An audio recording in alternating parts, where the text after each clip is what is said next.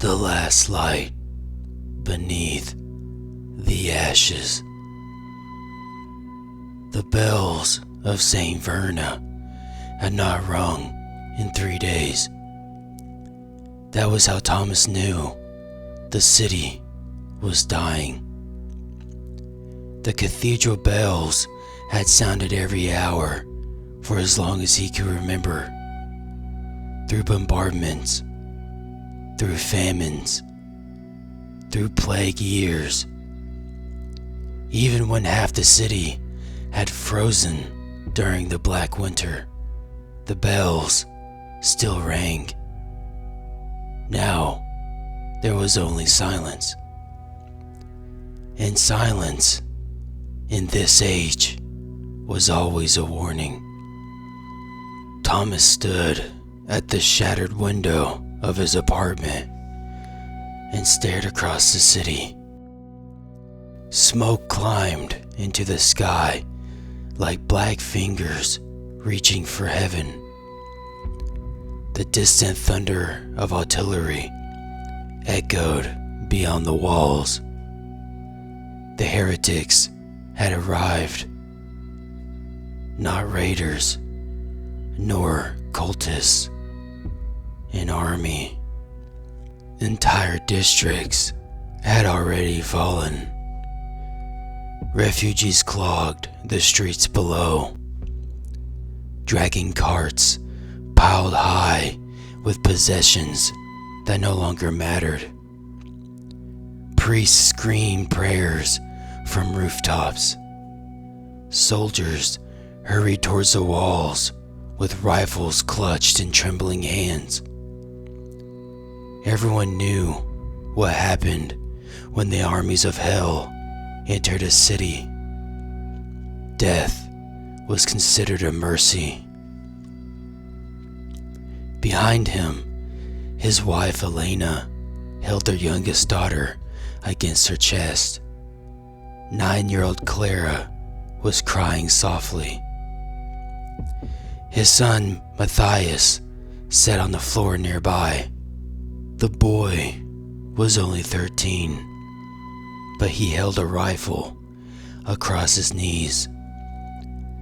The weapon looked far too large for him. "Dad?" Matthias whispered. Thomas turned. "What happens if they get inside?" No one answered, because everyone knew. The stories were older than any of them. Villages turned into altars. Entire populations nailed alive to cathedral doors. Children taken for purposes no sane person could even imagine. Thomas crouched before his son. "They won't." The lie tasted bitter. Matthias nodded anyway. Children always wanted to believe their fathers, even when fathers no longer believed themselves. The walls fell at sunset. Not from artillery, something worse. The first reports came from soldiers fleeing the battlements. The heretics had brought giants, abominations stitched together from hundreds of corpses and armored in rusted church bells. Witnesses claimed the creatures were taller than towers. Others swore they had seen human faces writhing beneath layers of flesh. Whatever the truth, the eastern wall collapsed shortly after. The city erupted into panic. Screams filled every street. Gunfire echoed endlessly. Churches began burning. Thomas grabbed a backpack and threw supplies inside. water, bread, blankets. Not enough. Never enough. We're leaving. Elena looked towards the window. The roads are blocked. Then we'll find another way.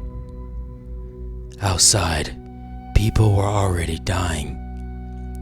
The sounds carried through the streets. Rifle shots, explosions, the terrible screaming. The kind that only came from seeing something no human mind was meant to witness. Thomas led his family into the chaos. Night fell. The city burned. Ash drifted through the air like snow. Bodies littered the streets. Some belonged to soldiers. Others belonged to civilians. Thomas tried not to look. Tried especially hard to keep Clara from looking. But children, they saw everything.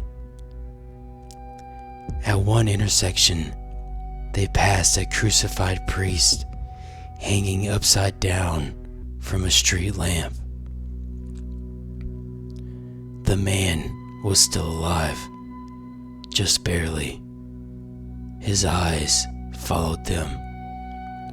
His lips moved weakly, a prayer or a warning.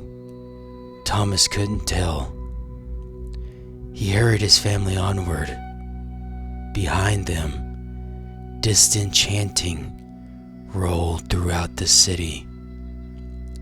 Thousands of voices speaking in perfect unison. The language was wrong. It was ancient, and it sounded corrupted. Every syllable seemed to crawl beneath the skin. Elena covered Clara's ears. The child was already crying. Near midnight, they reached the Western District. Rumors had spread that evacuation trains were still leaving from the rail station. Thousands had gathered there. The crowd stretched across multiple streets. Families pushed against one another. Soldiers fought to maintain order. Above everything stood the station's massive iron gates. They were closed and locked. People were trapped outside. The trains were full. Thomas felt despair settle into his chest. There would be no escape. Then the screaming started. At the far end of the crowd, a wave of terror swept towards them. People began running, stampeding, falling beneath one another's feet. And through the smoke emerged the heretics. There were hundreds of them, armored in blackened steel. Their banners made from human skin. Some wore masks crafted from skulls. Others had no faces at all, just smooth flesh where features should have been. The soldiers opened fire. The night exploded with gunshots. Men died, and heretics died. But they kept coming, always coming, like a tide, like a disease, like inevitability itself. Thomas grabbed Matthias. "Stay with your mother." "Dad, stay with her." The boy's face had gone pale. Thomas turned towards the station. His eyes found something, a maintenance tunnel, half hidden beneath rubble, small and narrow, unnoticed amid the chaos. Maybe it led beyond the city, maybe not. But it was a chance, the only chance. He pulled his family towards it. Bullets snapped overhead. The crowd surged around them. People were dying everywhere. Yet somehow, they reached the tunnel entrance.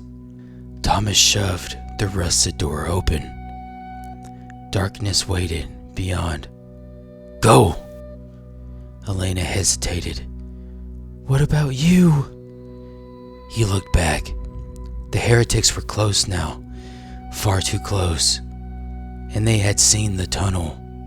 Several had broken away from the battle, heading directly towards them. His stomach dropped. If the creatures entered the passage behind them, none of his family would survive. He knew it instantly. There wasn't time for debate, only decisions. The kind fathers make. The kind that no one remembers. Thomas kissed Clara's forehead. The little girl was sobbing openly now. "Daddy?" He smiled, or tried to. "It's okay, sweetheart. It's okay." It wasn't okay. "Take care of your brother now, okay?" He was holding back tears. Her tiny hands wrapped around his arm. "Come with us, Daddy. Please, come with us." The words nearly broke him. For one terrible second, he almost did go. Almost abandoned reason. Followed them into the darkness. Almost chose hope.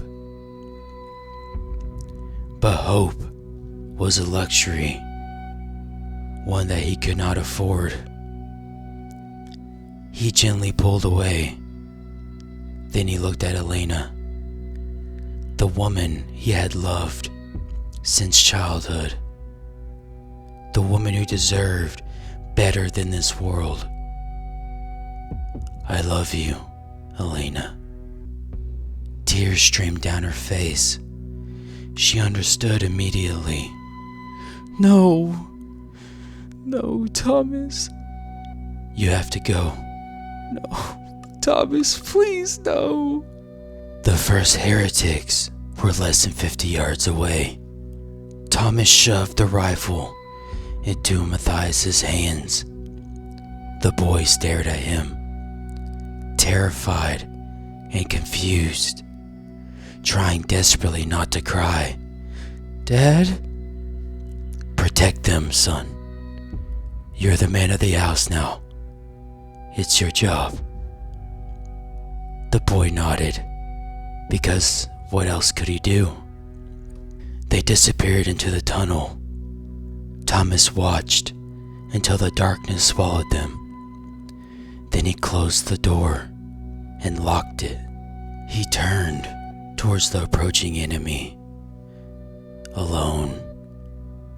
The station burned behind him. The city died around him, and the armies of hell advanced.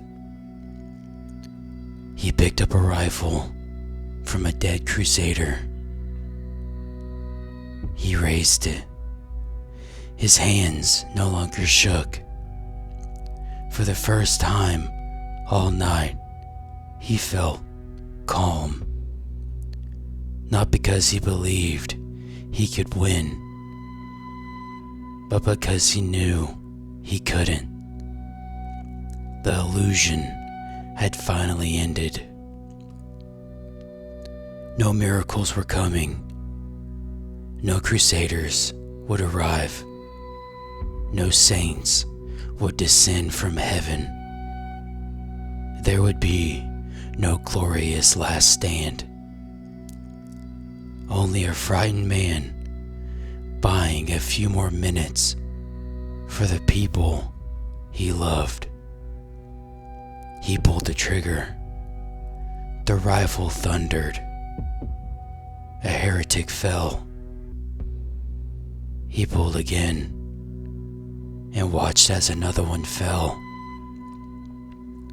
Then another. More replaced them. Always more. The ammunition ran out quickly. Far too quickly. And soon they surrounded him. He tossed his rifle to the side. And below some rubble, and beside a dead crusader, he found a trench axe. He grabbed it and placed it in his hand. There was many dark figures emerging through fire and smoke. One of them laughed, a horrible sound, almost human. Thomas closed his eyes and thought of his family.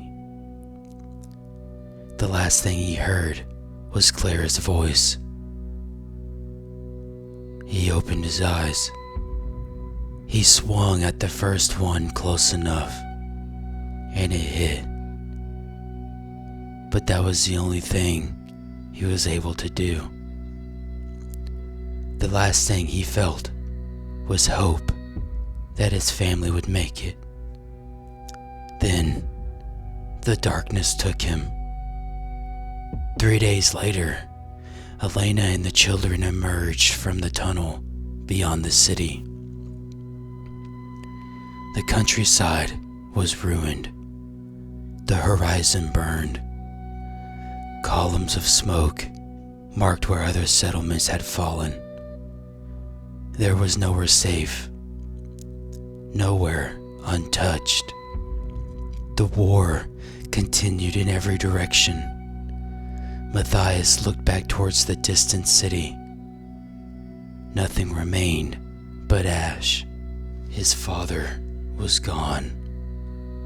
The home they had known was gone. Their future was gone. Only survival remained.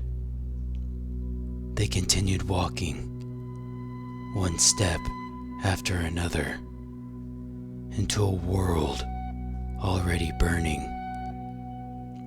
Behind them, the bells of the city rang, not as a call to prayer, not as a sign of salvation, but because something inside the cathedral was pulling the ropes. Something that had no business being alive. The sound followed them across the wasteland, and it never stopped.